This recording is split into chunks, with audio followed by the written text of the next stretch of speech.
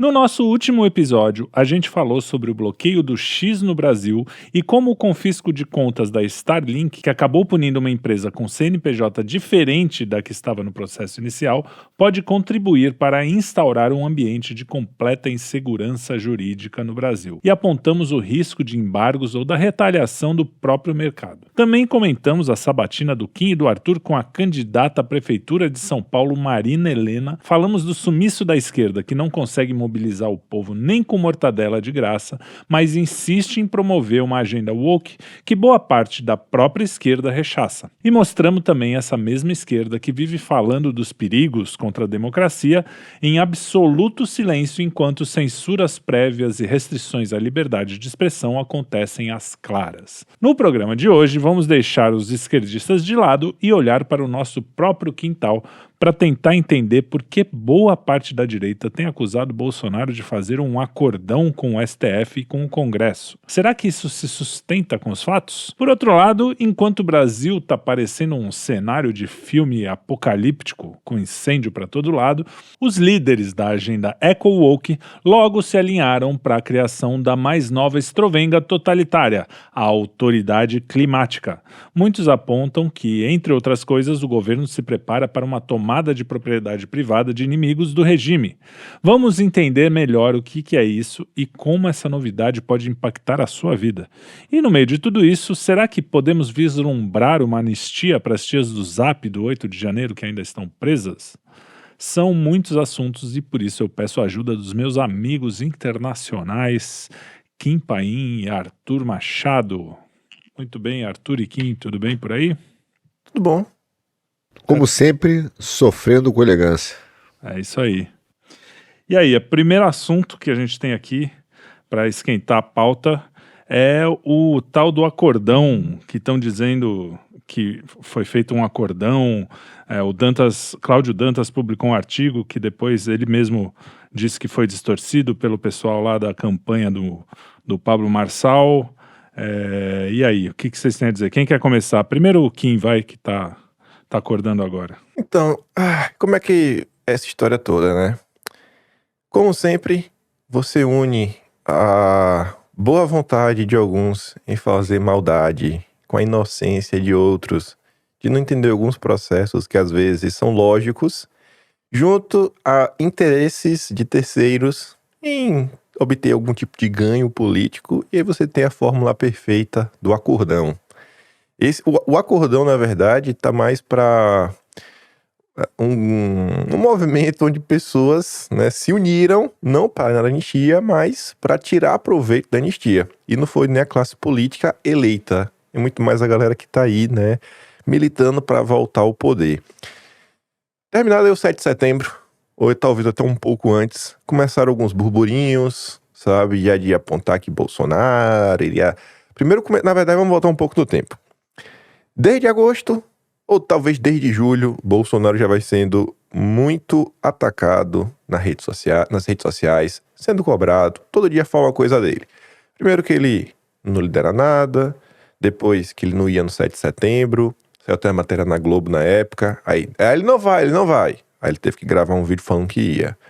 Ele não vai, ele vai usar o 7 de setembro para fazer campanha pro Nunes. Aí ele gravou outro vídeo falando que todos os candidatos são bem-vindos no trio que ele vai estar, mas nenhum vai poder falar porque não vai ser evento eleitoreiro. Aí depois, que ele vai arregar. Aí não arregou. Ele não vai falar do ministro. Ele falou, ele não vai pedir impeachment, ele pediu. É o tempo todo isso. O tempo todo uma nova acusação contra Bolsonaro para seguir desgastando. Aí teve lá o 7 de setembro, tudo mais. Todo mundo viu. Os críticos ficaram meio sem ter o que falar. Aí tinha que inventar uma nova narrativa. E essa narrativa foi o tal do acordão. Que, em tese, aí o Cláudio Dantas publicou a nota que não foi isso que foi vendido. E por isso que o Cláudio Dantas depois gravou um vídeo falando, distorceram o que eu falei para colocar aí seus interesses no meio. E eu senti falta do Cláudio Dantas citar quem distorceu. Mas a gente chega lá. E aí a tese era que iriam trocar o impeachment do ministro pela anistia dos presos e de Bolsonaro. Uma coisa é você discutir a possibilidade de usar o caso da anistia como algum tipo de moeda de troca, seja apoio para a presidência da Câmara. Isso é óbvio. Uma coisa é você discutir, vamos lá, a anistia ela não passa agora nessa legislatura, nem na próxima, mas em 2027 você tem tamanho para passar. E aí você tentar fazer essa troca, né? Não, passa aqui a anistia, deixa o impeachment de lado. Beleza, mas aí seria lá pra frente. Uma coisa é isso. Outra é o que o pessoal fez, de tentar pegar essa situação e vender, não que seria até uma troca, não, vamos salvar os presos do dia 8 em troca do impeachment. Não. Mais uma vez, Bolsonaro, ele está salvando a sua própria cabeça para destruir o Brasil. Porque essa foi a narrativa. O principal pai da mentira se chama Deltan Fofocas Dallagnol, o fofoqueiro de Curitiba. Só não é mais fofoqueiro do que o Sérgio Moro, amigo dele, né? Talvez o patrão dele, que é Batman Robin.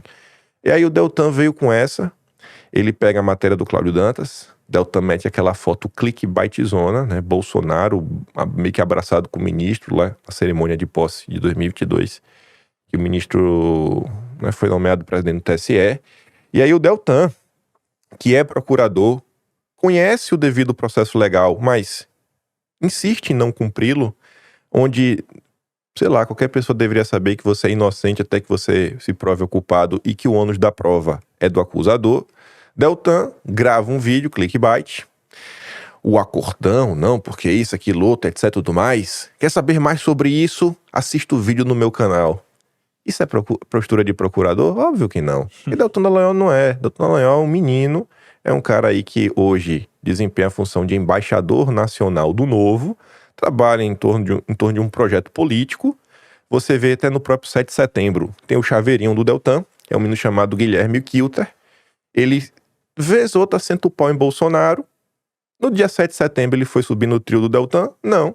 Ele foi subir no trio de Bolsonaro para bater a foto, porque agora é vereador. Então você vê, é aquela mesma coisa, aquele mesmo padrão que a gente enxerga sempre. Sempre aquele voluntarismo para fazer o mal. Aí a coisa começou a crescer. Não, olha só o que está acontecendo. Além da mentira do Deltan, mais pessoas começaram a falar, pessoas de peso na direita, e quase ninguém disposto a desmentir. Eu já não gosto do cara, eu já tinha motivo só por causa dele. Ainda atinge Bolsonaro, mas motivo para bater boca. A gente começou a falar bastante, cobrar.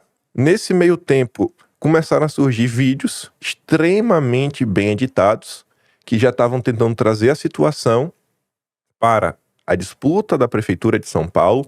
Inclusive, esse é o vídeo que o Cláudio Dantas usa para desmentir a história, e ele corta o pedaço do Deltan. Alguém fez um vídeo que começa assim, ó, vocês sabem porque o Silas Malafaia ataca tanto o Pablo Marçal? E aí começa a falar que tem todo um complô, um plano da cúpula do PL junto a Bolsonaro para sabotar o Brasil, eleger pessoas do Centrão em troca de um acordão para livrar a própria cabeça e tudo mais. E aí no meio desse vídeo aparece lá o Deltan Dallagnol, né? Não, aqui, esse aqui é o acordão, pá, não sei o quê. E o tempo foi passando e ninguém tava mentindo. Aí no meio dessa história apareceram as tias do Zap. Elas começaram a cobrar algumas pessoas, começaram a cobrar alguns jornalistas, como o próprio Cláudio Dantas, e jornalistas à direita, que estavam falando da história. E aí, graças a essa cobrança intensa, o Dantas veio e desmentiu. O Deltan não. O Deltan segue fingindo demência, segue fingindo que ele não falou nada, segue fingindo que a história não foi ele que criou. Os colegas do Novo, do Deltan, idem. Um nome aí que, pelo menos, eu cobrei, que foi o Ricardo Salles. Eu sinto que foi relativamente omisso nessa situação, porque enquanto estava no PL, o Salles, ele nunca regou de criticar o Valdemar, ele nunca foi covarde de não apontar o dedo pro Valdemar, porque o Salles gosta desses termos, né, covardia, coragem. O Salles é o pai da frase, melhor perder em pé do que ganhar de 4. Mas quando a coisa envolveu o Partido Novo, uma mentira contra a liderança da direita, e é uma narrativa que, inclusive, prejudica a própria luta pela anistia e pelo impeachment, porque as pessoas vão falar, cara, por que eu vou lutar por isso se tem um grande acordão? O próprio Alan dos Santos comentou sobre isso daí, falando, cara, você só tá enfraquecendo. E é uma situação que, como eu falei no início, né, é uma falta de conhecimento lógico básico. Como é que vai se ter um acordo sobre anistia e impeachment. Se você não tem votos nem por impeachment, para que você vai fazer um acordo sobre algo? Não, eu vou aprovar aqui a anistia em troca do impeachment. Não, mas o impeachment não tem votos. Sabe? Que acordo é esse? Para você fazer um acordo, você tem que ter a certeza que o impeachment vai passar. Aí você fala, já que o impeachment vai passar, tu não quer trocar o impeachment pela anistia, não?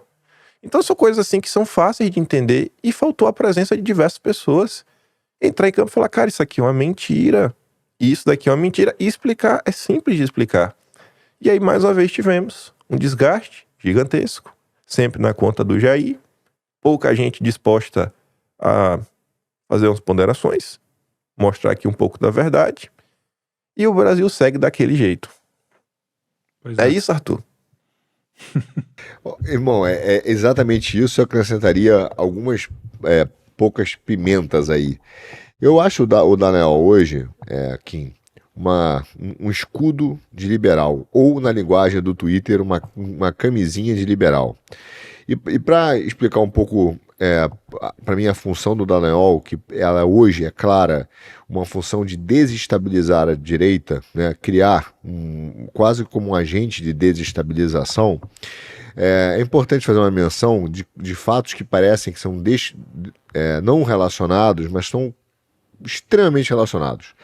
Na mesma semana, uma semana que começou essa ideia, que culmina, né, nesse ataque, né, nessa montagem de narrativa do Dallagnol, aqui no Financial Times, saiu uma reportagem sobre o Trump, falava basicamente que todos os negócios do Trump nos Estados Unidos eram lavagem de dinheiro ligados à Rússia, ligados a galera os eslavos, etc.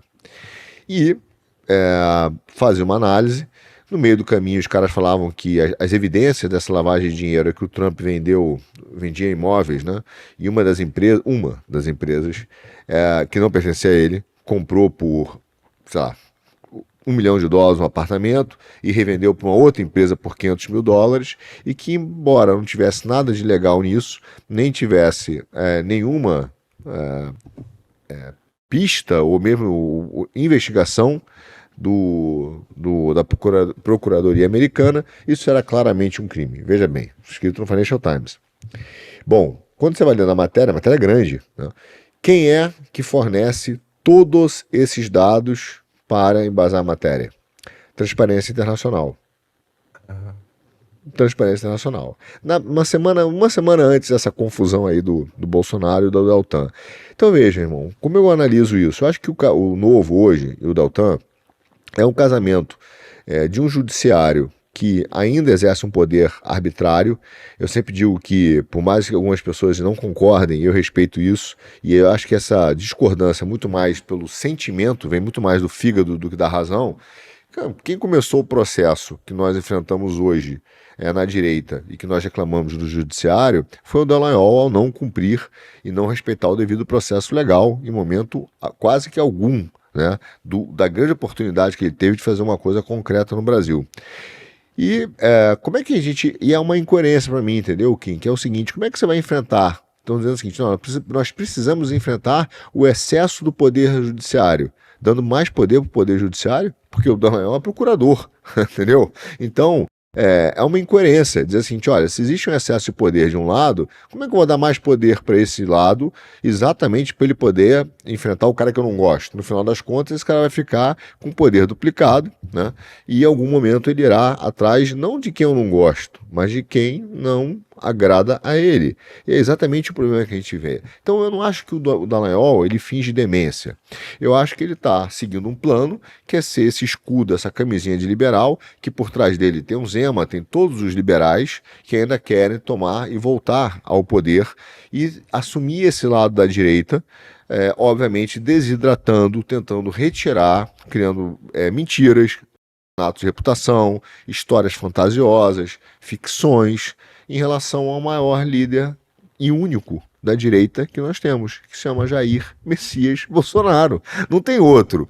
Então, os caras estão tentando fazer isso para criar exatamente uma desidratação política do Bolsonaro e para fingir que o Deltan e uma turma do Novo são os grandes caras que agora vão fazer aquilo que o Bolsonaro nunca teve a coragem de fazer. Enquanto, na verdade, o acordo que esses caras têm é com Soros na Transparência Internacional, é com liberais e toda a turma que muitas vezes traiu o Bolsonaro.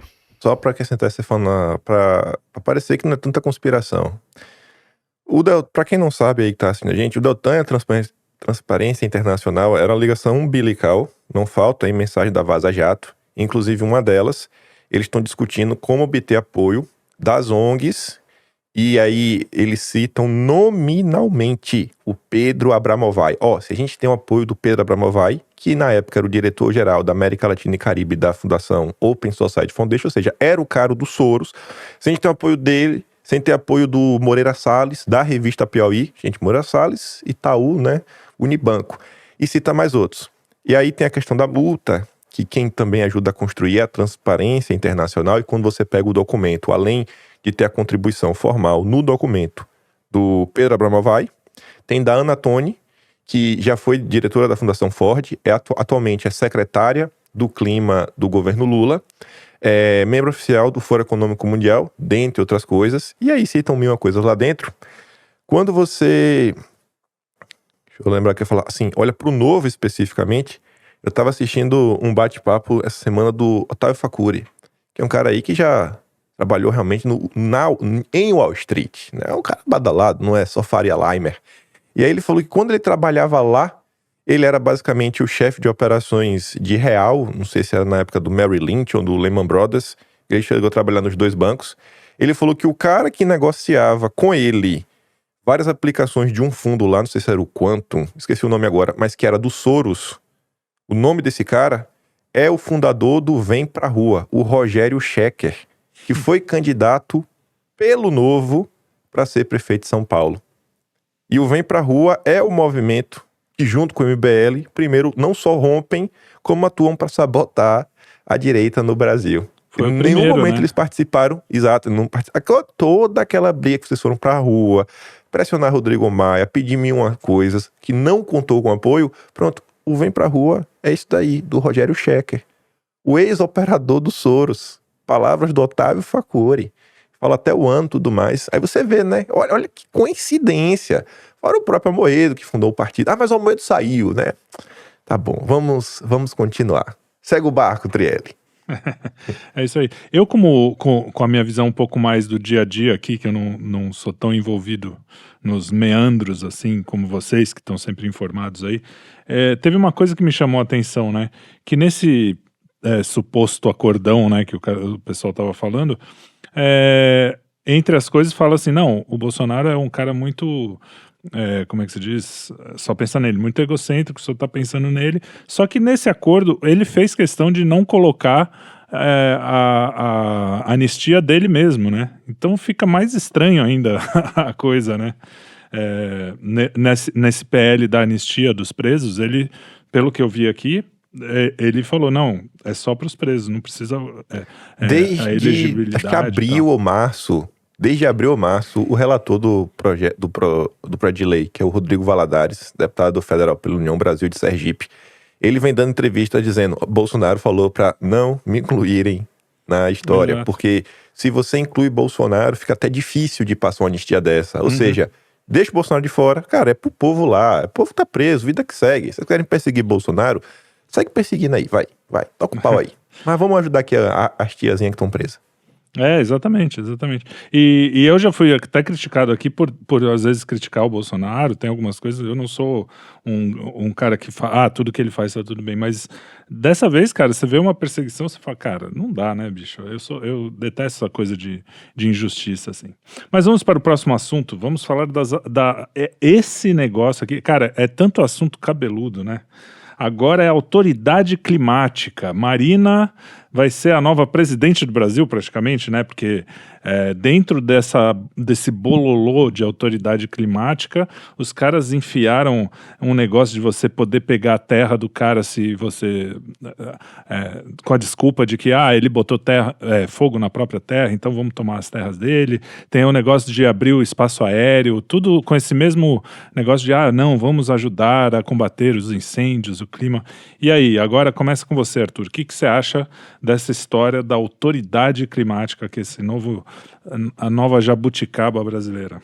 Olha só, eu não diria que nem é uma jabuticaba brasileira. Isso faz um passo para mim, Trelli, que é muito apenas a constatação, né, fática, empírica, de um passo que era evidente nessa agenda ambientalista de controle do Brasil, onde você não basta apenas determinar as regras, mas você tem que ter um órgão de execução, um órgão policial, um órgão que ele vai acabar estendendo as suas atuações para um exemplo, como você bem botou, confisco de bens. Então, baseado num órgão que é administrativo, uma decisão administrativa irá ter o poder de confiscar bens no Brasil. E sempre olhando uma pauta que é abstrata, que é a questão climática e os seus efeitos e a consequência dos atos específicos das pessoas. Então, isso faz parte de uma agenda que está da ONU, isso não é por acaso. Tá? Inclusive o Lula, na mesma semana, voltou a falar que vai falar na ONU por uma questão de governança, ele usou exatamente esse termo, governança climática, então que ele vai pedir isso para a ONU, vai falar da importância disso, enquanto na verdade você tem enfrentado, a gente tem enfrentado um problema que é a criação desses compliance, que é a mesma história, que até o termo do compliance é esse, né? Conformidade. Você está conforme às regras? Não, você está conforme à ideologia que formou as regras. Exato. Então, você tem essa conformidade. Então, isso é um órgão que vai ser um órgão policial. Ele vai começar com esse papo de que é uma autoridade climática, mas é um braço de execução policial e criminal, e também de confisco de bens, que será seletivo, porque não haverá, devido ao processo legal, não haverá uma série de fatores e que, na verdade, vão facilitar para na minha visão, para os órgãos internacionais, né, através de acordos, de botar mais poder para esses caras e de simplesmente ir escolhendo alvos que são fáceis de você abater, alvos políticos, para poder fazer prevalecer a sua agenda. A gente não pode esquecer que hoje o Brasil vive um dos maiores absurdos, a gente tem vários absurdos, mas um dos maiores absurdos que a gente vive é essa ação que tem em Brumadinho, que um escritório inglês, né, o Lula sempre fala que ninguém vai mandar no Brasil, tem que respeitar a soberania, ele tá com esse papo, né? Mas o escritório inglês veio captar clientes e captou clientes em ações que ultrapassam 200 milhões de dólares para discutir os assuntos de meio ambiente numa corte inglesa. E com apoio e palmas de alguns dos maiores escritórios de advocacia do Brasil, que viraram apenas corretor de gringo. Então, quando a gente fala do respeito à soberania, isso tudo virou uma mentira, cara, virou uma ficção. O órgão de autoridade climática, ele só vai se juntar a essa estrutura que está fazendo com que as discussões mais importantes do Brasil sejam feitas fora da nossa soberania, fora da nossa legislação. Então, essa questão da Marina é apenas uma resposta à sua própria incompetência. Todas as pessoas de bem do Brasil sabem que a Maria deveria ter sido demitida há muito tempo do Ministério do Meio Ambiente, né? Alguns, e eu faço coro com esses, acham que ela é uma traidora do Brasil, tá? É uma traidora do Brasil, mas o que ela está implementando é apenas mais um braço dessa turma para continuar a implementação do seu Estado autoritário. E aí, Kim, você postou um tweet hoje falando das ONGs lá. Não, foi a DPF, a 753 aí que o Flávio Dino decidiu, em decisão monocrática, algumas coisas, como instaurar no Brasil um regime de emergência climática, equiparando a situação ao Covid-19, dentre outras coisas, abrindo um crédito extraordinário para gastar sem entrar na meta, sem interferir no superávit primário. Bicho, eu acho que o Arthur deve estar de conluio com o Dallagnol, porque eu acho que ele passou muito pano aí pro governo Lula. A situação acho que é muito pior do que ele tá pontuando. Não sei qual é o interesse dele em dourar a pílula. Ó, pra você ver como as coisas são. Vamos voltar a fazer a retrospectiva histórica. Quando o Lula estava em campanha, quem apareceu foi a Marina. Aí começou a gerar aquele burburinho, né? Todo mundo sabia que a Marina ia apoiar o Lula. Mas tinha que gerar aquele drama. Ah, ela vai ou não vai? Não, a Marina vai colocar na mesa os pontos pra apoiar o Lula. Calma que nem é assim. Ela vai trazer aqui a agenda dela. Quando a Marina dá lá sua cartinha das coisas que deveriam ser feitas, uma delas era essa autoridade climática, que é basicamente o órgão executivo, legislativo, talvez jurídico também, mas executivo e legislativo também, porque é para formular políticas públicas, leis, etc., né, impor coisas que eu acho que deveriam talvez passar pelo Congresso e também que execute. Eles querem criar, na verdade, e é uma discussão que talvez hoje quem nos assiste já deve ter um pouco mais de traquejo, eles querem um Banco Central independente do clima. Pronto. É um Banco Central independente. O que tem hoje no Banco Central? Uma autarquia que responde ao mercado, mas isso aplicado para o clima. Mas a gente chega lá. Então a Marina propôs isso, o Lula prontamente acatou, teve eleição, pá, daquele jeito, todo mundo acompanhou a eleição, Lula nomeado presidente. E aí começaram as discussões, né? Na verdade começou os grupos de transição. Então, pessoa chefia aqui, chefia acolá, não sabia mais ou menos quem ia ser quem, não tinha nenhuma grande certeza. E aí, estava se discutindo naquele momento sobre o Ministério do Meio Ambiente, o que ia se fazer. Desde a transição já se falava em criar uma autoridade climática e ter um ministro. E as discussões giravam em torno de quem ia ser quem, porque em tese o ministro teria um pouco mais de poder, porque naquele momento a ideia era colocar a autoridade climática debaixo do guarda-chuva do Ministério do Meio Ambiente, que acho que foi o que acabou acontecendo. Sendo que os ambientalistas e os zongueiros queriam realmente uma nova autarquia, separada, independente, com orçamento robusto, mega estrutura. Então ficou a discussão, Marina e Isabel Teixeira. Quem é Isabel Teixeira? Já foi, né, ministra aí de Meio Ambiente em tempos anteriores, membro aí do IPCC, né, aquele painel da ONU que fala que o apocalipse já chegou, a gente já tá, ele não sabe nem explicar porque a gente ainda está vivo, porque o mundo acabou, né, pro IPCC o mundo já acabou. E aí ficou nesse bate-papo, vai, não vai, vai, não vai, vai, não vai, vai, não vai, vai, não vai, até começar o ano e Marina ser nomeada ministra, só que antes disso, e aí puxando o fio no que Arthur falou, o Lula agora aí tá falando uma governança global do clima, agora não, calma, o Lula tá falando isso desde 2022. Na época dos grupos de transição, juntando essa questão da COP, quem fez a melhor das denúncias, e é uma pessoa, graças a Deus, insuspeita, foi o Elias Jabbour. Quem é Elias Jabbour? É um economista de esquerda que atualmente é assessor da Dilma no Banco dos BRICS. É um cara que recebeu um prêmio como o melhor livro sobre a China escrito fora da China. Então acho que ninguém vai discordar que esse cara é de esquerda. O Elias Jabbour fez uma live com o Pepe Escobar em dezembro de 2022, onde já tinha ocorrido a COP, lá que o Lula foi, não sei se foi na África ou foi no Oriente Médio, que ele foi de carona no jatinho do Serepieri Filho, né, o Júnior da Qualicorp, Juninho da Qualicorp. E aí quando o Lula foi nessa COP, ele defendeu pela primeira vez um discurso que ele repetiria pelo menos 9 vezes, além dessa vez, né, ao longo de 2023, onde basicamente ele diz, não dá pra gente ficar vindo em todas as COPs, já teve lá o Acordo de Paris, Protocolo de Kyoto, isso, e depois a gente tem que pegar as nossas decisões e aprovar no Congresso Nacional. Aí nada avança. Precisamos criar uma nova governança global que aplique isso para todos os países, basicamente passando por cima do Congresso. Lula falou isso 9 vezes, desde 2022. Desde 2022, o que vai em consonância aí com a questão de uma autoridade climática. Quando teve esse discurso, o Elias Jabbour denunciava para o Pepe Escobar, falando, cara, eu não gostei desse discurso, o Pepe também não gostou, o Pepe é um analista de geopolítica.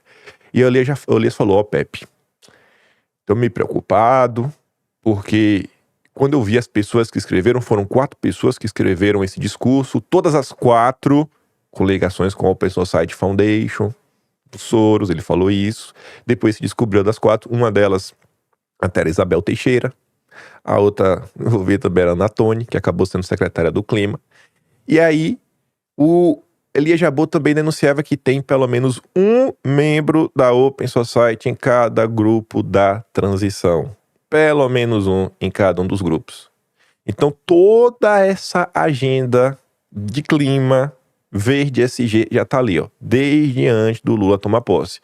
Ele tentaram passar essa autoridade climática, não conseguiu, o Congresso barrou, eu acho que o Congresso não foi bobo, falou, cara, se a gente tem essa porcaria avançar, vai ser mais um ponto que a gente vai perder, porque vem tendo um esvaziamento, né, generalizado do Congresso.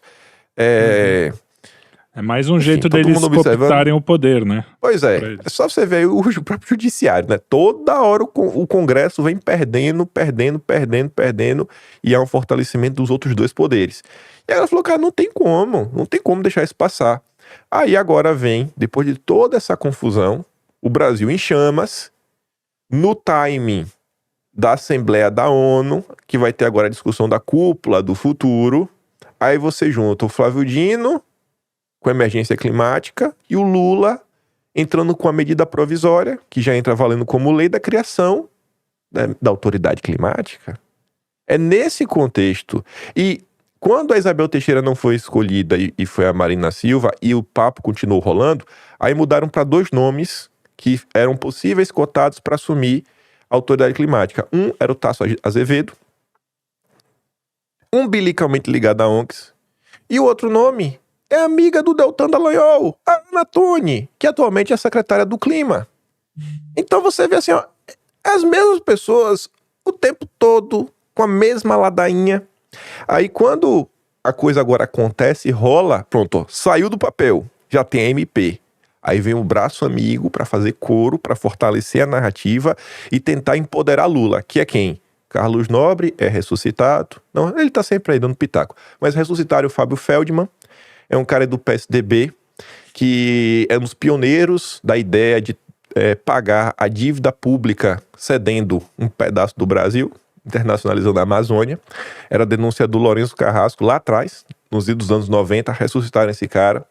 Pegaram vários ongueiros.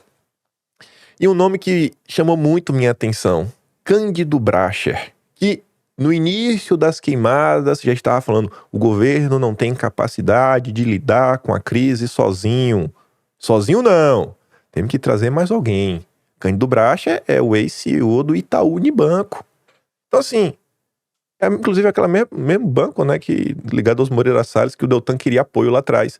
Então são as mesmas pessoas em torno das mesmas pautas, que no fim não é sobre o meio ambiente, não é sobre o clima, é sobre poder e controle. É o que eles tentam fazer sempre. Poder e controle. Poder e controle. Poder e controle. Onde você olhe qualquer pauta, eles vão olhar poder e controle. Ah, tem um espaço ali de uma autarquia. O que eles querem? Poder e controle.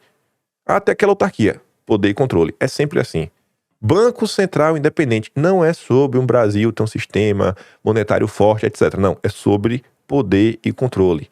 Ah, o Brasil está em chamas. Eles não querem autoridade climática para salvar o meio ambiente. É poder e controle.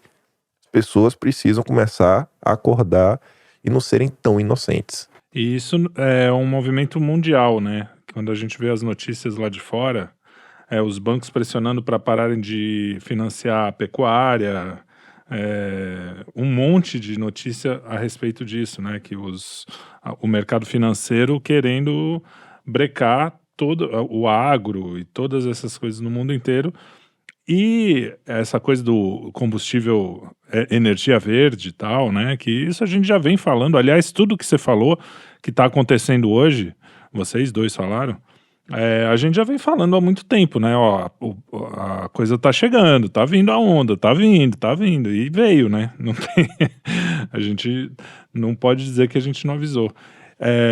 Isso, não, como você apontou aí um pouco, já não é um movimento só brasileiro, né, Arthur? Isso é uma coisa meio que tá no mundo inteiro e tá forte. Tá super forte. A questão de você ter uma responsabilidade global com a ideia de que um problema ambiental no Brasil afeta a vida de um europeu aqui, e portanto há uma necessidade de responsabilização global, é uma ideia que está bastante difundida em inúmeros fóruns, a ponto de acontecer isso. Quer dizer, o escritório inglês chegar no Brasil, pegar lá 200 milhões, vários processos, e trazer para cá e captar gente no Brasil, o que não seria permitido.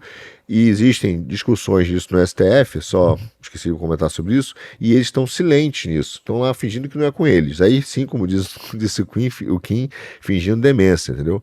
Agora, por exemplo, essa semana, você me lembrou um ponto, a presidente da Organização Mundial do Comércio estava desesperada aqui, pedindo para que a Europa, acho que é uma africana, não me lembro de que país, mas ela estava desesperada, pedindo para que a Europa postergasse o início dessa operação, desse controle, que é o CBAM, que é o Credit Border Adjustment Mechanism. Então, é um mecanismo de ajuste, né, de uma fronteira de carbono.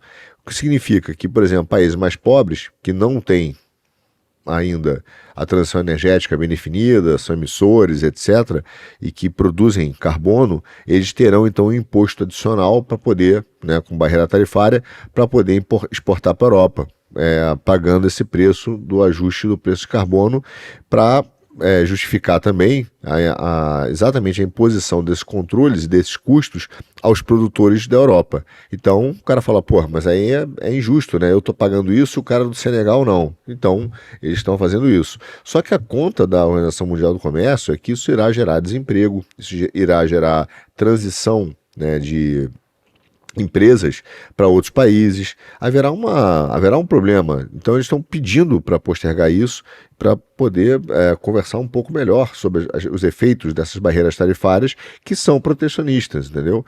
Só que esse negócio é como o Kim falou, quer dizer, a gente está falando também, está dado, então existe um movimento político que está empurrando isso para ser feito. E volta aí, como complemento das ações econômicas, é exatamente a mesma técnica dos neoliberais, tá? O que os caras falavam? Pô, tem que implementar um modelo único. Aliás, eu gostei muito desse exemplo que quem falou do Banco Central para ambiente, né? Porque é exatamente isso. Eu tenho que botar um pensamento único, mas não adianta eu fazer isso só com o lado técnico. Eu tenho que ter o judiciário e tenho que ter um órgão de persecução penal e de persecução criminal, que eu possa fazer as coisas acontecerem, né, para fazer valer isso. E aí entra essa autoridade climática, que ela começa para terminar, com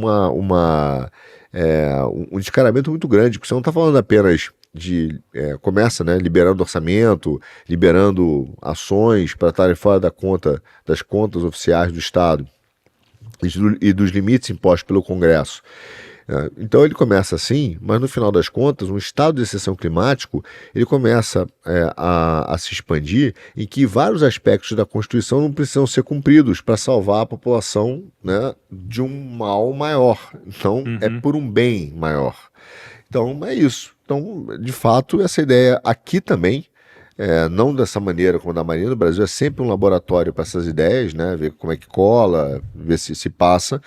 Mas essa ideia de criminalizar, de criar uma autoridade ambiental mundial que tenha poder para implementar processos, persecuções, criminalizar indenizações, é fortíssima. E a gente vê como isso já foi usado aqui, né, no Brasil.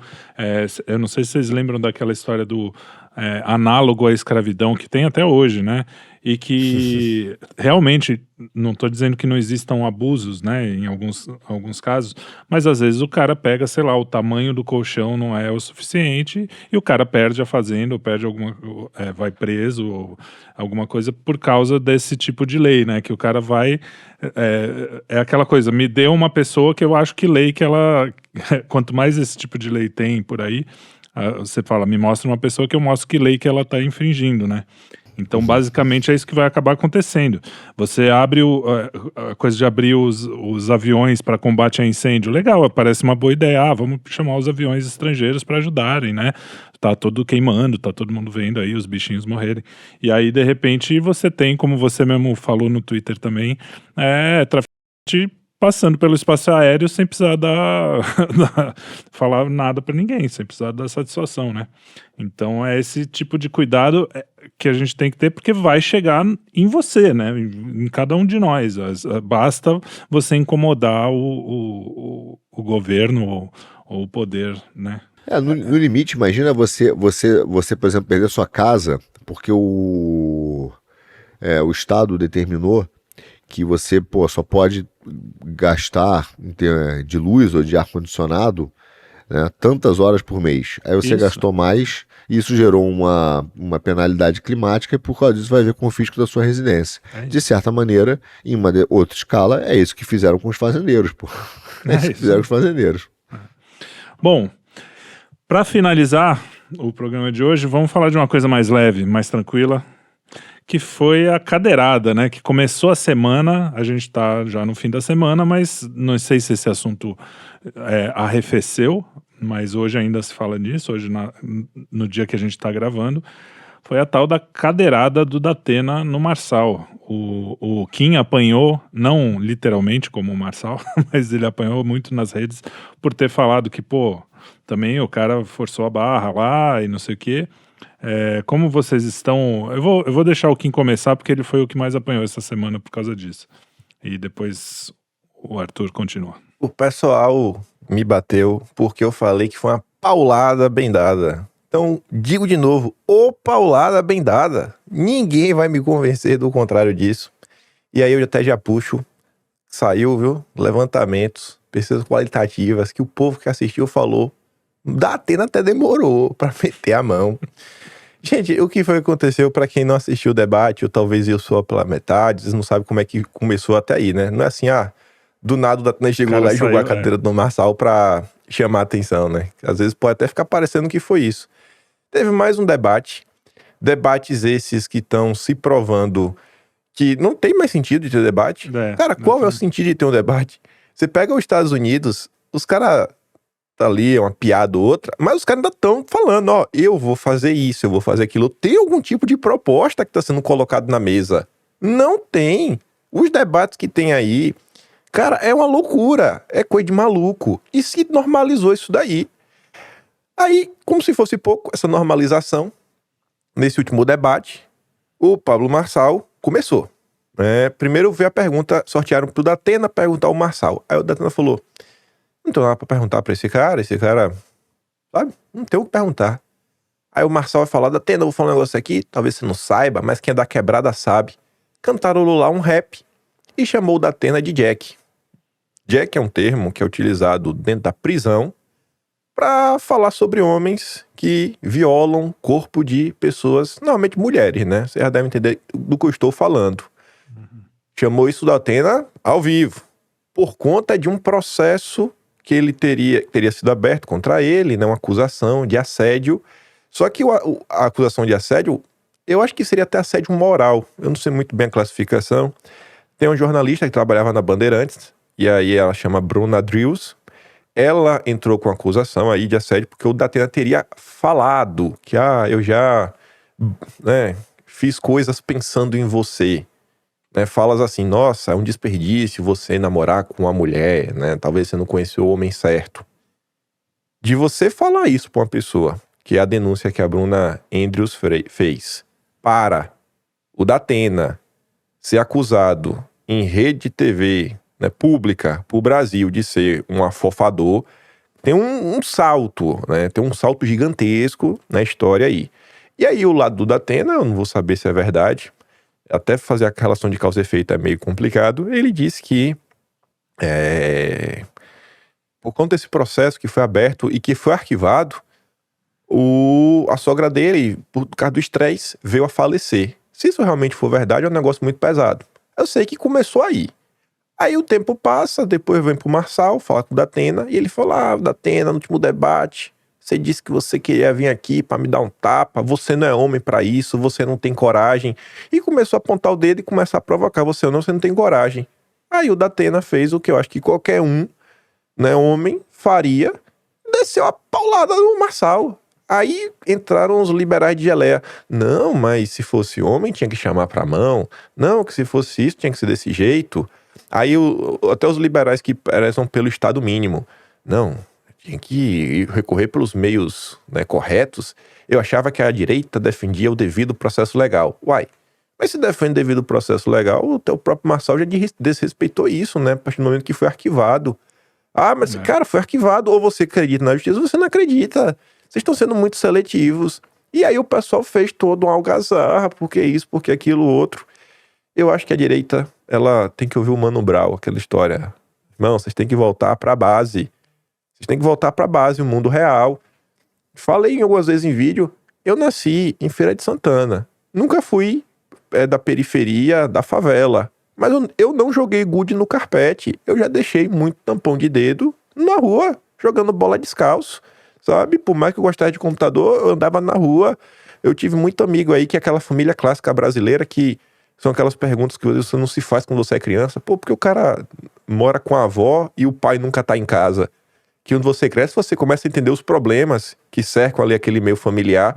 E você vai aprendendo na vida que você não xinga a mãe de ninguém. Xingar a mãe de alguém é um problema muito grande. A irmã, até depende. Depende, mas a mãe não, cara. A mãe é sagrada. E a avó é sagrada 2 vezes. Então são 2 coisas que você não toca. Você não toca nem na mãe, nem na avó. Você aprende isso desde cedo. Você aprende que você não discute no trânsito. Trânsito não é lugar de estar discutindo. Ah, mas o cara meteu 2 pipocos na minha cara porque eu dei uma fechada nele. A vida é assim. A vida é assim. Aí fica um monte de gente. Não é uma questão de estar certo ou estar errado, é uma questão de que Fica um monte de as gente coisas acabam tentando dourar a acontecendo assim, né? pílula, sabe? Aí tentando relativizar as coisas, que não, mas não sei o quê. Agressão é sempre errado, não sei o quê. Gente, vocês estão aí nessa que é agressão errada, agressão errada, agressão errada. Vocês estão normalizando a calúnia e a difamação em rede de TV. Vocês estão normalizando isso. Por que não? Aí você recorre, aí você faz isso. Sabe, é um negócio assim que, por muito menos no passado, não sei nem se existia crime de honra. A galera se chamava pra um duelo. E não é normalizar a violência. É não normalizar a difamação.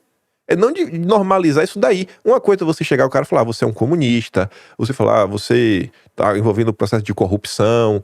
Você é isso, você é aquilo outro. Agora, você acusar uma pessoa de ser um afofador, aí é complicado. Você falar que você não é homem, você é um covarde. Tem algumas coisas que você normalmente não fala. Tem algumas linhas que você não cruza, que se você cruzar, tenha certeza que vai ter algum tipo de reação. E aí, só pra encerrar, é muito engraçado.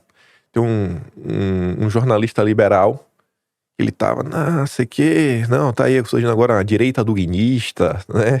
Que é a favor da violência, tipo assim, a gosta do Putin. Aí eu fiquei pensando, rapaz, o cara que tá aí da direita duguinista, falando isso, esse jornalista liberal, homem de geleia, tava semanas atrás, semanas mesmo, agora em agosto, falando que o Roberto Jefferson tava certo, incompreendido. Eu falei, rapaz, então peraí, você receber a polícia na bala e com a granada, tá bom. Você defender a sua honra na cadeirada? Não, porque o Datena é comunista. Olha o nível da dissonância cognitiva. Fora aquela galera que, na época do Augusto Nunes, que meteu a mão na cara do Glenn. Isso aí.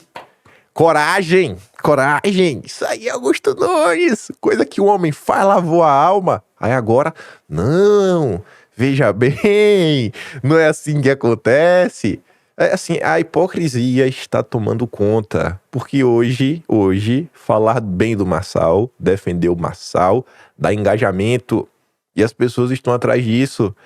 A direita, ela tá cada vez mais naquela dicotomia que ela acusava a esquerda. Onde, assim, se você critica o Lula, você está do lado de Bolsonaro. Que é o que a direita faz, ela sai cancelando todo mundo que critica o Lula porque você está ajudando o fascismo. A mesma coisa acontece agora. Se você fala do Marçal, irmão, você tá do lado dos comunistas. Você e o Nunes, hein? E o Nunes, é a pergunta que o pessoal faz. É aquela dicotomia de sempre. Você não pode apontar o problema que necessariamente você está do outro lado. É uma eleição que, às vezes, as pessoas nem moram em São Paulo, nem estão lá, mas estão extremamente preocupadas como se o Brasil só tivesse São Paulo. Foi essa decisão final, o 3º turno da eleição de 2022. Eu estou do lado do povo. Do lado do povo, que tá aí, ó. Teve até pesquisa. Ele não cresceu na pesquisa, né? Acho que... E no Twitter, o povo tá falando, vai ser no 1º turno. Eu olhei aqui, eu falei, bicho, esse povo tá muito desconectado da realidade, velho. Eu não sei se esse pessoal faz ideia do que o povo pensa, não. Mas, vai lá, Arthur. Eu tenho vários pontos aqui para falar sobre isso, mas eu começo a fazer uma pergunta que é até para esse homem gelé aí, que fica falando de direita duguinista e tal, né? Que, enfim, ele tem que se decidir. se ele acha que o judiciário é enviesado ou não é enviesado. Porque ele fala que o judiciário é enviesado, mas defende o devido processo legal e fala que, porra, se você tiver algum problema, resolva no judiciário. Então, aí tá bom, você resolve no judiciário, o Marçal perde, perseguido. Então, assim, o judiciário só não é enviesado, pô, se o cara entrar e o Marçal ganhar. Agora, tudo que o Marçal perder é enviesado. Ele tem que escolher, é enviesado ou não é enviesado? E esse é o problema, é tudo feito sob medida, né? Então, esses caras não tem, eu acho que não é só hipocrisia, é cinismo, é puro cinismo. Aquilo ali é só cinismo. Não tem nenhuma verdade no que esses caras estão falando. Como não tem verdade no Marçal, é tudo encenação e farsa. E a cadeirada, pra mim, eu concordo com você, Kim, veja só. Foi muito bem dada, até porque foi uma cadeirada que não é nada demais, uma cadeira é uma banquetada, né? Não é nem uma cadeirada, parece que o cara tomou uma cadeira de mogno na cabeça, né? Porra, não tomou e veio o cara do Datena, que, porra, já teve problema cardíaco, já tem stent, é um coroa, é um idoso, né? Como alguns falaram corretamente. Porra, então assim, não é a violência, só que o Marçal, lembre-se disso, que o Marçal, ele falou pro cara, você não é homem de fazer isso. Isso não é uma discussão retórica, isso é um ponto que fala, você não é homem de vir aqui me dar um tapa, ele está permitindo, porque você fala isso, como você falou, eu também fui criado, cara, jogando ali na rua, futebol, etc, e a gente sabe o limite das coisas. A gente pode dizer pro cara várias coisas, mas você não pode dizer pro cara, você não é homem de vir aqui fazer isso, né? E aí, quando você fala isso, você está convidando o cara a fazer isso. Você está convidando ele a provar que ele é capaz de fazer isso. Então, desculpe, o Marçal convidou e falou, cara, vem aqui. E ele foi. Tão simples quanto isso. Tá? Ele recebeu um convite e ele foi. Agora, o cara vira e fala assim, foi um ato horroroso? Foi. Mas um ato horroroso tem vários atos horrorosos no Brasil há muito tempo nos debates, né? Aliás, você também é criticado, Kim, quando você pergunta qual é o plano, né? Porque você está perguntando quais são as propostas que vocês têm. Qual é o plano? Aí o cara fala, não temos que falar de plano, mas temos que falar de plano, né? Vamos discutir proposta. Então os caras, eles têm que se escolher se o judiciário é enviesado, se não é enviesado, se precisa de plano, se não precisa de plano. Eles têm que tomar um pouco de vergonha na cara também, entendeu? E ficar caindo no papo do Marçal. Pra mim essa questão, até a reação dele, que foi tudo encenado, só mostra que o wokeísmo chegou no PCC. Só isso, né? Agora o cara com uma cadeirada, ele quebra a costela. Quer dizer, chegamos ao nível de termos assim homens frouxos, né? E geleias, inclusive, né? Ligados ao PCC. Então, o Marçal aí vai pro hospital, bota máscara de oxigênio. Quer dizer, tudo isso é encenação e farsa. Tudo é encenação e farsa para enganar as pessoas. Olha só, ele não precisaria de nada daquilo. Ele simplesmente teria levado, se ele tivesse levado a cadeirada, tivesse ficado roxo, tivesse sangrado, fosse um cara de verdade, dizer, beleza, passa aqui, vou continuar o debate, né? E mostrava que o cara, aí sim ele explorar inteligentemente a agressão dele. Ele foi orientado para fazer aquele papelão.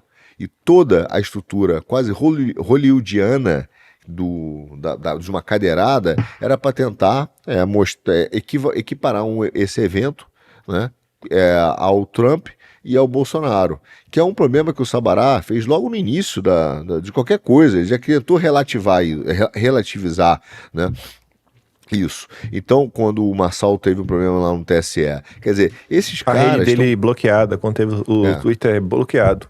E não foi proibido de criar outro, né? Então é isso, não foi uma censura global como é com a direita, que assim, desde proibido, preso, você não pode mais falar. Então, aí, quer dizer, o Sabará tem relativizado isso desde o início. Agora, eu sempre disse, às vezes eu converso com o nosso supereditor, aí eu falo, cara, eu tenho vontade de falar isso, escrever, ele fala, aguenta aí, calma. Todos esses caras que estão na base apoiando o Marçal são os mesmos que apoiaram o Roberto Jefferson. São os mesmos que falavam, cara, como você botou, apoiaram o Roberto Jefferson contra o Bolsonaro. São os mesmos que fizeram e geraram tanto barulho e ruído com o Leão Conservador para poder, e que acabaram criando um ambiente, um estado de coisas que nós perdemos a eleição em 2018. São as mesmas pessoas, são os mesmos personagens, com o mesmo discurso, entende? E que aí você olha e fala assim, cara, o que esses caras realmente querem? Agora, o Marçal, É tipo um Luciano Huck lá do PCC, uma coisa assim. É um cara que está sendo inventado, que é bom de corte do Twitter, porque é bom de mídia, né? Para poder representar um projeto que ninguém sabe qual é, nem ele sabe qual é, entende? Então a questão da cadeirada, eu acho que ela fala muito, não só da ausência de projeto político no Brasil, não só da falta de uma discussão séria sobre as coisas, não só também de que o povo está de saco cheio, né, da política, e por isso, enfim, deem espaço para esse tipo de cara, mas também ela conta de como nós chegamos a um estado de incivilização, de barbárie, entendeu? Isso vai acontecer, não é só no debate, isso vai acontecer no colégio, o cara vai discutir com um cara, o maluco vai chegar dar uma cadeirada nele, isso vai acontecer nas empresas, né? Isso vai acontecer porque o Brasil está se barbarizando, entendeu? O Datena, óbvio que errou, do ponto de vista de um cara que é um estadista, mas do seu ponto de vista pessoal, e eu nesse ponto sou super solidário a ele, eu concordo com a sua frase no início, Kim. Porra, que cadeirada bem dada, cara. O Datena virou e falou assim, eu lavei a alma de vários caras. Eu digo sem medo aqui no nosso programa, lavou a minha, porque, cara, o Marçal é um pilantra.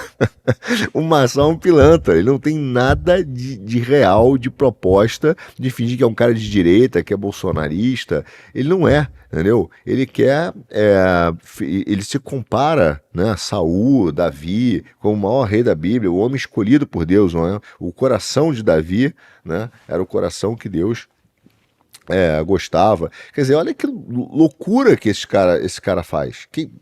Né? E a gente tá caindo, muita gente tá caindo na conversa fiada dele, ou fingindo que tá caindo. Então eu acho que a cadeirada ela representa muita coisa na política brasileira, e uma chance da direita parar para pensar em agir menos, né, da forma emocionada e mais, de uma forma política, como você bem fala, Caim. Qual é o nosso plano? Qual é o nosso objetivo? Né? Quais são as concessões que nós vamos ter que fazer para a gente ganhar o poder e exercer o poder? E esse sim, essa deveria ser a grande pergunta que todos esses caras vão estar fazendo. Tá? Mas eles não estão nessa linha. Eles não estão nessa linha. Eles estão na linha do cinismo, da hipocrisia e da mentira. E escolheram o rei da farsa, que é o Marçal. Eu vou falar também, já que vocês falaram de como era a infância de vocês, eu tenho um outro exemplo que sempre tive em casa, que o meu pai tinha muitos amigos, muitos de esquerda, alguns de direita, poucos de direita na época, e eu ouvia paus retóricos, homéricos, a ponto de eu achar que ia todo mundo sair na mão.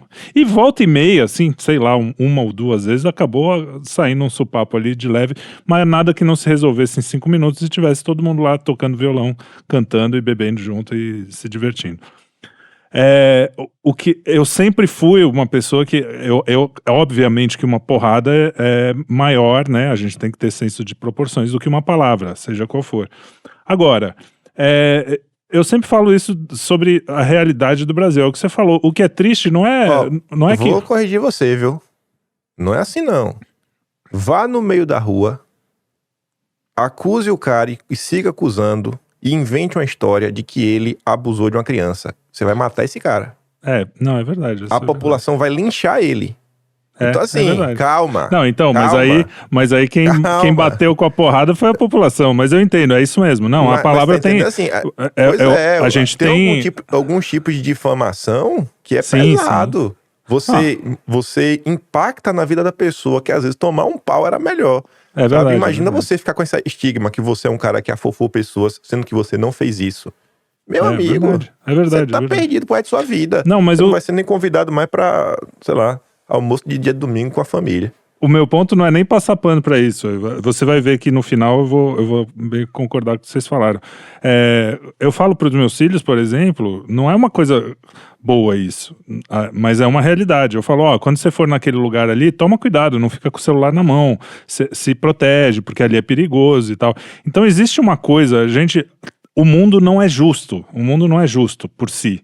Então, tem coisas que você tem que saber que tem consequências e você vai ter que arcar com isso. É culpar a vítima? Porque o pessoal fica falando, você tá culpando a vítima. Não é, cara, porque é isso que você falou. Às vezes o que o cara falou pode ser muito mais prejudicial do que uma porrada na cara. E quando você fala assim pro seu filho, não dá bobeira ali, não é justo que ele andando na rua tenha o celular roubado ou corre o risco de tomar até um tiro por causa disso. Não é justo. Mas é uma realidade, é o que a gente vive. E hoje a política brasileira é o cara falando que o outro é estuprador enquanto o cara não é, né? Pelo menos não tem nada. Então, assim, a realidade o que acontece é triste mesmo, é que nem o Arthur falou, não é certo, mas na realidade que a gente tá, o cara não podia fazer isso e aí a cadeirada foi uma consequência quase lógica, né? Ele tava buscando isso mesmo. Dá pra ver que ele tava buscando alguma porrada mesmo, física, não só com o Datena, com qualquer um, pra poder fazer a onda que ele fez. Isso tá óbvio, qualquer pessoa que viu, a gente até brincou no Notícias de Quinta, que foi ao ar agora de manhã, a gente fala, qualquer pessoa que viu Carrossel entende essa dinâmica, sabe?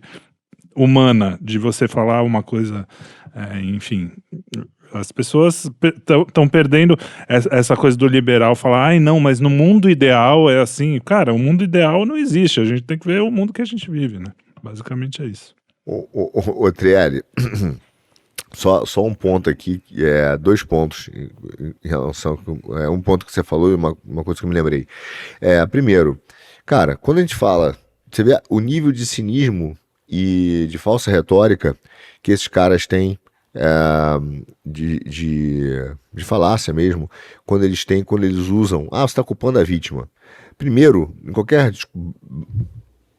ação e reação, quando você fala culpar a vítima, você está falando dos casos, né, geralmente de violência sexual contra as mulheres, que aí foi a primeira parte que as pessoas falavam sobre isso. E você está falando de 2 entes, então, que têm, cara, não são equiparáveis em força, não são equiparáveis em confronto. Então você está tentando dizer que aquela mulher sofreu uma violência sexual porque ela usa mini saia, né? Ou estava de saia. Então é óbvio que isso é um absurdo. Mas nesse caso, você está falando de 2 casos equiparáveis. Sim, cara que provocou outro cara e que inclusive ele era mais novo, né? Supostamente mais forte. Então só essa comparação já mostra, né, o nível da canalice da construção do pensamento. Entendeu? E dizer, você está apoiando a violência. Violência. Quantas vezes o Constantino já defendeu a arma?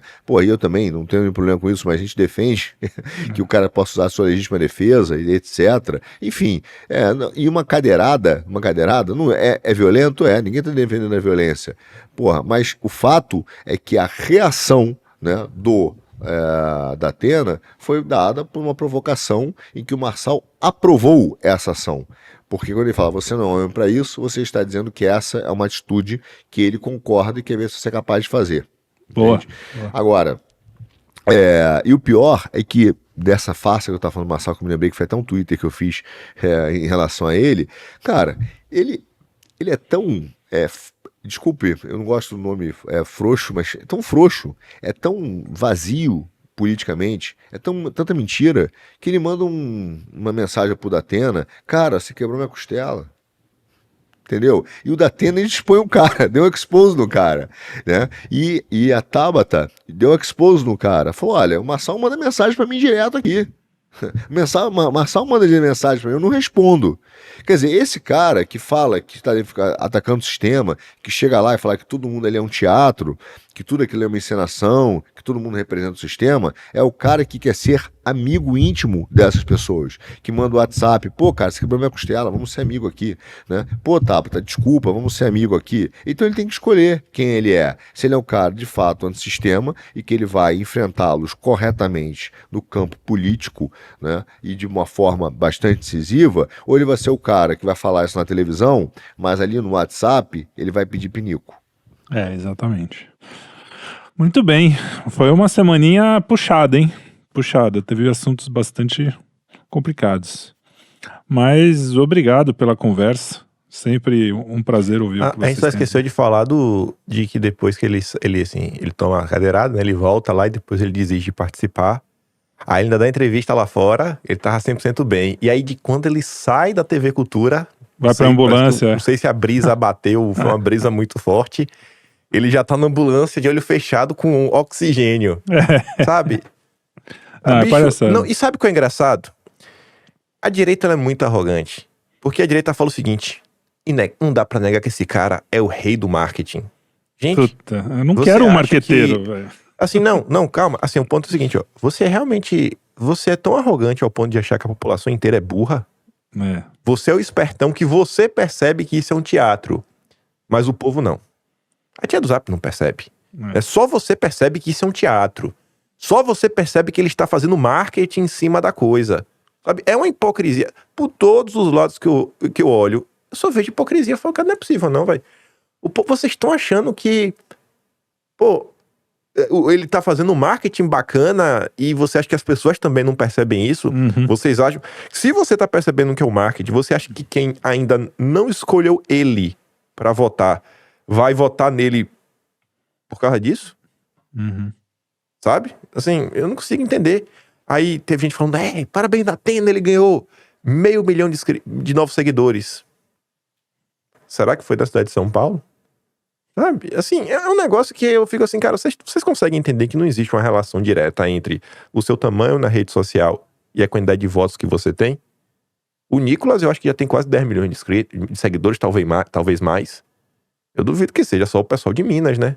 O Marçal, a mesma coisa. Tem gente que adora ver barraco. Então, assim, falta um entendimento das pessoas. As pessoas realmente, às vezes, acham que o que tá no Twitter é a discussão do mundo real. Olha, se o cara venceu no Twitter, no mundo real ele tá vencendo. Aí tu vai no mundo real, tu fala com o seu Zé não sabe nem que teve debate.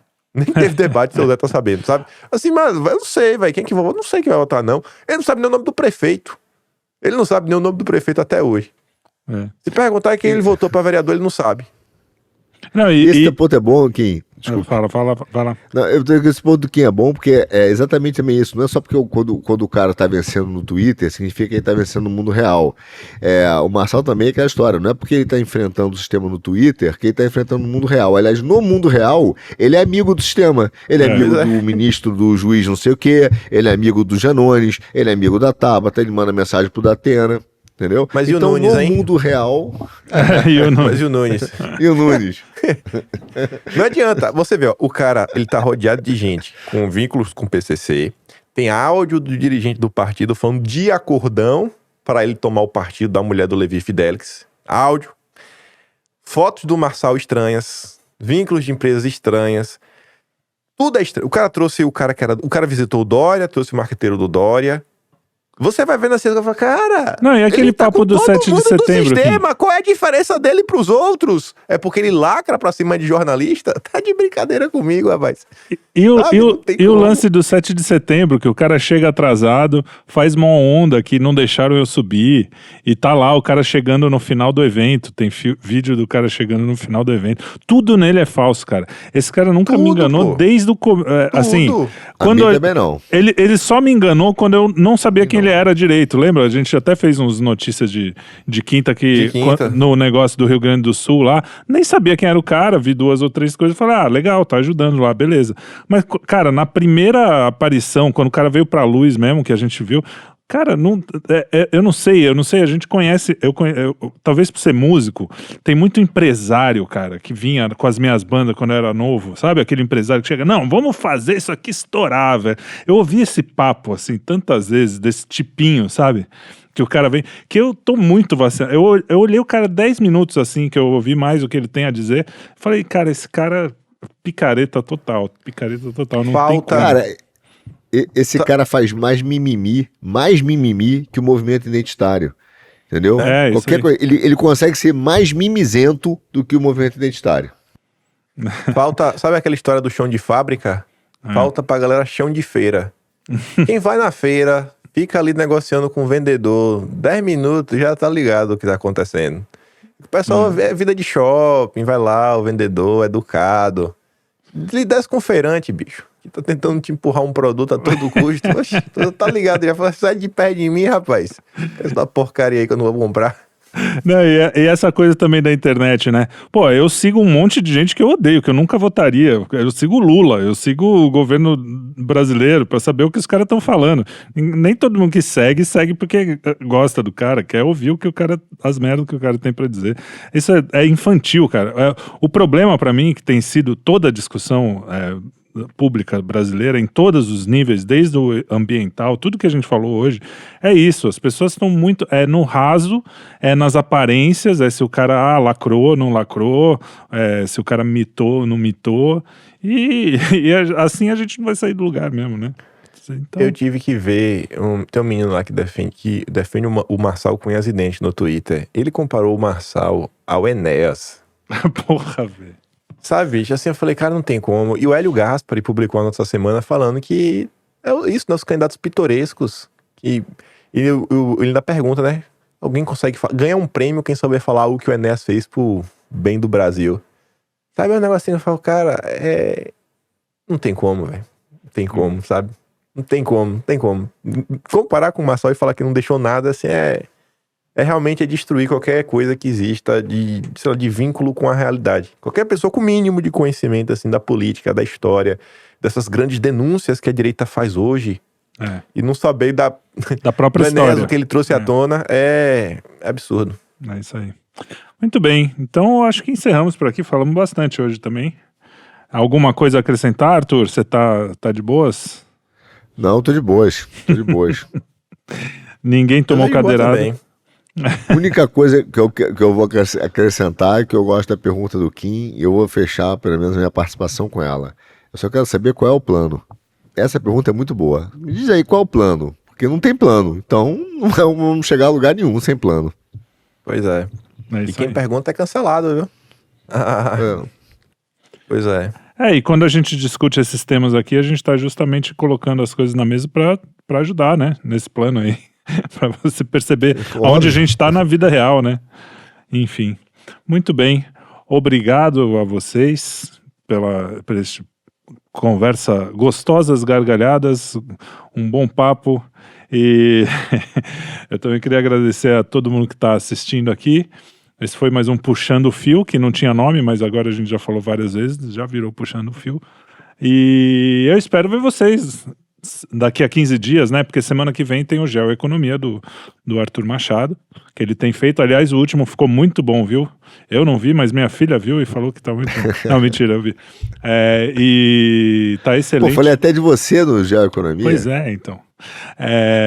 Então é isso. Assistam os nossos programas e não percam nada. Todo dia tem quase coisa aí. Vai por aí.